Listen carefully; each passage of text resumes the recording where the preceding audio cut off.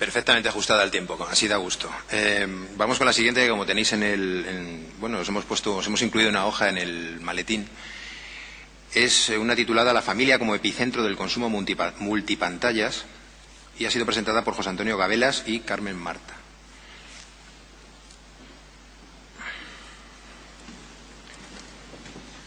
Cuando queráis la palabra vuestra.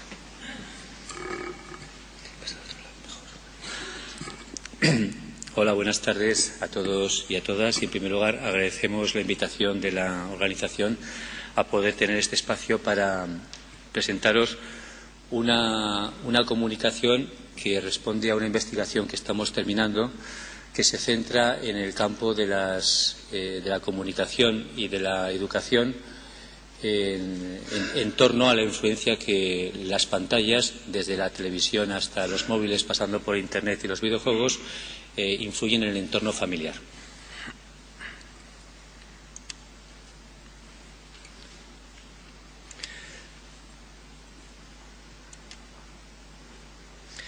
Bien, en primer lugar, tenemos que decir que la familia es un contexto o un microsistema de pertenencia donde se desarrolla el consumo de pantallas.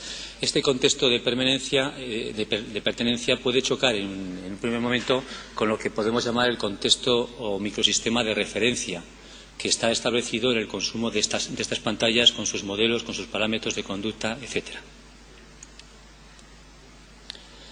Los padres y madres, pues, como mediadores y referentes en este consumo, ejercen una doble bidirección en su mediación. Por un lado, cuantitativa y cualitativa.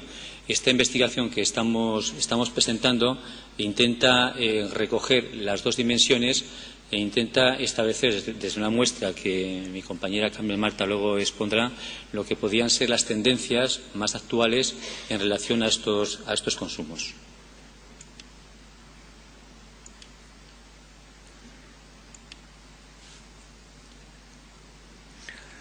Los padres sabemos que intervienen, cuando hablo de padres me refiero a madres y padres, evidentemente, intervienen de una manera bastante variada y diversa desde lo que es el establecimiento de unos límites en las horas de consumo, límites también en los horarios, de unas advertencias, orientaciones, eso es mejor, eso es peor, eso te corresponde verlo, eso no puedes verlo, etcétera.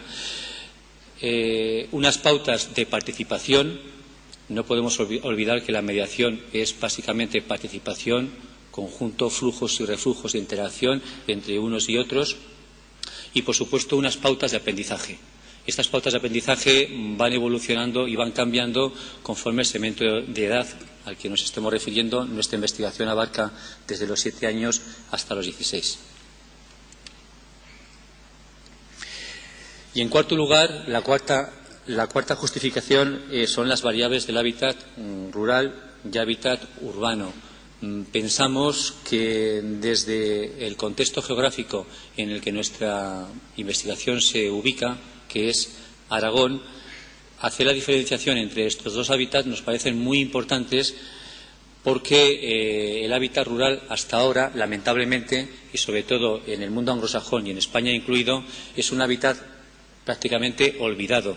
Mientras, así como en Latinoamérica se ha trabajado más lo que son los núcleos rurales, aquí en Aragón, cuando se hace una investigación, generalmente se descuida mucho este entorno y, en concreto, en lo que se refiere a la influencia de las pantallas y los consumos de las pantallas, prácticamente todo lo que es el conjunto rural, y lo estamos diciendo aquí en un Madrid, ¿verdad?, todo lo que es un conjunto del hábitat rural es el hábitat de los olvidados. Nosotros hemos intentado trabajar mucho esta variable porque, como luego os explicará mi compañera, es una variable que admite y contiene muchas conclusiones, todas ellas muy importantes para hacer una definición de familia y de modelo de familia bastante diferente a la que construimos de una manera inconsciente y, incluso me atrevería a decir, injustificada, desde lo que es la posición urbana o asfáltica.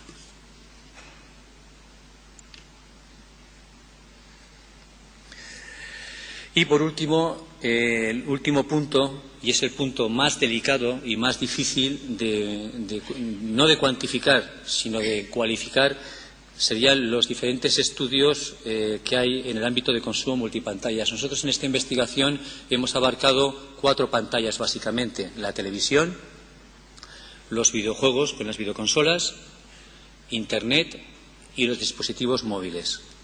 Son pantallas que no son compartimentos estancos, son pantallas que mantienen una relación de vasos comunicantes, son pantallas que además convergen unas con otras, no solamente en los contenidos, sino también en el modo de percibirlas y en el conjunto de mediaciones que éstas procuran.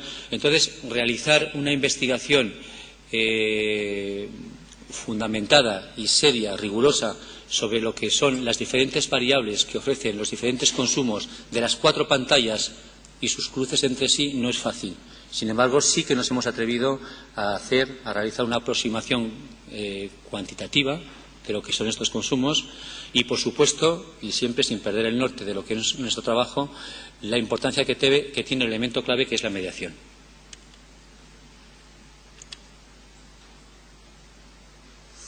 Dos claves tenemos que apuntar de la mediación. En primer lugar, la importancia que tiene partir siempre de lo que es el conflicto.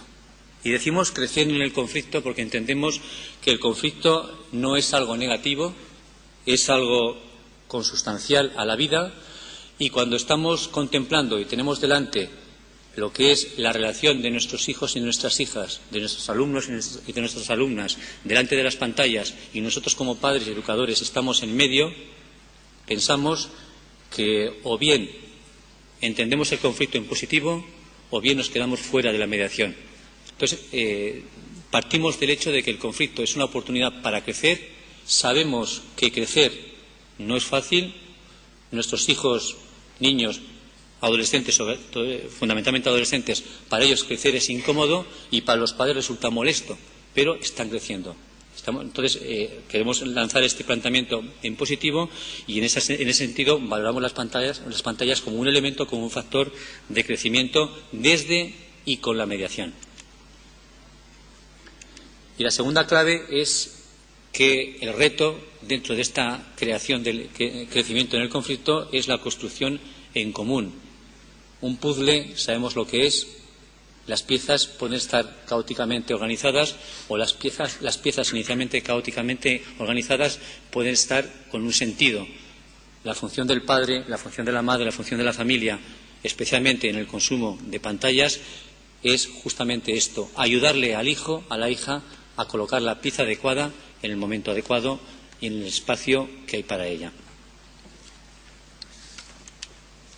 Bien, pues para llegar a los parámetros y justificación que ha definido mi compañero, en todas las hipótesis que nos planteamos, realizamos un cuestionario con 50 preguntas, un macrocuestionario, enclavadas en 5 bloques que podéis ver en pantalla. En primer lugar, los equipamientos y servicios con los que cuenta el hogar, no solamente en cuanto a pantallas, sino también a la ubicación y uso de las mismas.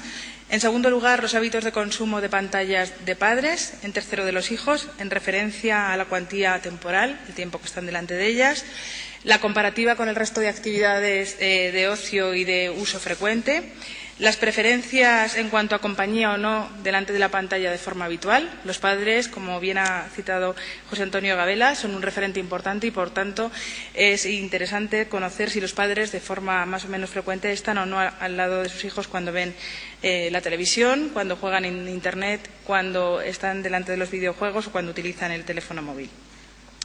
Como cuarto bloque, el control paterno, no solamente en el plano cuantitativo, sino también cualitativo, que los padres coeduquen y asuman que sus hijos deben de tener límites de cara al consumo y también saber descifrar las dudas que puedan tener al respecto. Y, por último, la educación en uso de pantallas, haciendo referencias a preguntas de cuáles son las instancias que advierten los propios padres que deben educar a sus hijos, si les compete a ellos, como uno de esos contextos de pertenencia a los que antes aludíamos, o si compete a los educadores, a los propios medios de comunicación, etcétera. Nosotros elegimos la Comunidad de Aragón por suponer que es una autonomía muy estratégica en cuanto a que es un territorio desvertebrado, tiene unas vías de comunicación muy desiguales y existe un centralismo ubicado en Zaragoza bastante dominante. Dentro de esta comunidad elegimos 14 puntos de muestreo que fueran representativos de los diferentes hábitats urbanos y rurales a los que antes aludíamos, y para ello nos pusimos en contacto con la Federación de Asociaciones de Padres y Madres de Aragón, que nos facilitaron diferentes contactos con los representantes de AMPAs en los diferentes lugares que hemos descrito. En total, trabajamos con 200 familias en cada uno de esos lugares. Y independientemente de que aún no tengamos los datos definitivos, ahora mismo estamos en recuento de resultados, sí que podemos ya observar o tantear unas cuantas tendencias que estrenamos en este foro. En primer lugar, los niños de hábitat urbano optan en mayor medida por canales virtuales en su tiempo libre, mientras que los niños de poblaciones rurales lo harían con canales naturales, es decir, el juego en la calle, la conversación entre iguales, el jugar con sus iguales sería más importante que el resto de pantallas, lo que no coincide en las grandes ciudades. En segundo lugar, la edad determina el tipo de pantalla, televisión y videojuegos en la infancia e Internet y móviles en la adolescencia. Esta tendencia coincide con los últimos datos del Estudio General de Medios y con los datos que de manera frecuente saca Tenesofres, de manera diaria, donde observamos que los niños cada vez, en la última década, año a año, van viendo menos televisión y el uso se pasa a otras pantallas como son Internet o la telefonía móvil. La pantalla que prefieren los padres para sus hijos es la televisión y, sin embargo, la que menos, los videojuegos. Pero la televisión es la que más les preocupa. Esta es una de las muchas paradojas que hemos encontrado en nuestra investigación. La segunda pantalla que más les preocupa es Internet. El principal motivo por el que les gusta que sus hijos vean la televisión es para que estén entretenidos, mientras que la principal razón de usar Internet es para aprender y el móvil para que estén localizados. También aquí no nos podemos adentrar, pero simplemente enfatizar en esa dilación entre el uso para aprender Internet y el uso de ver la televisión para aprender. Y, por último, la mayoría de los padres les preocupa lo que sus hijos puedan ver en las pantallas y opinan que a ellos les atañe la labor de guiarles en el consumo, mientras que también necesitarían, en algunos casos, la ayuda de la escuela para facilitar esta labor, ya que se encuentran, por un lado, con escaso tiempo y, por otro lado, con falta de preparación a este respecto. Un par de minutos nada más. Por tanto, y ya concluyendo, esta investigación nos invita a otra mirada diferente, en la cual dejemos ya las cifras, los datos, que si tantas horas de consumo diarios, que si los efectos positivos, que si los efectos negativos. Todo esto es necesario, pero todo esto llevamos ya 2 décadas haciéndolo. Entonces, sostenemos desde esta investigación que es importante otra mirada que suponga entender que las familias deben ser un ámbito de mediación entre las pantallas y los hijos, teniendo en cuenta que estas mediaciones no son sencillas, no son fáciles, que hace falta un mínimo de alfabetización audiovisual y multimedia para hacer la mediación adecuada y que hace falta, evidentemente, que los medios de comunicación, los educadores, las instituciones sociales y las propias familias vayamos todas en el mismo barco, en la misma dirección. Esta investigación se ampara dentro del programa Cine y Salud. Tenéis aquí, os dejamos aquí la dirección del Gobierno de Aragón, la Dirección General de Salud Pública, junto con el Departamento de Educación del Gobierno de Aragón, desde hace 7 años, desde el año 2000-2001, puso en marcha el programa de Cine y Salud, y esta es una investigación que, después de 8 años de rodaje por todo Aragón, pretende hacer una reflexión científica fundamentada sobre lo que es la influencia de las pantallas. Muchas gracias.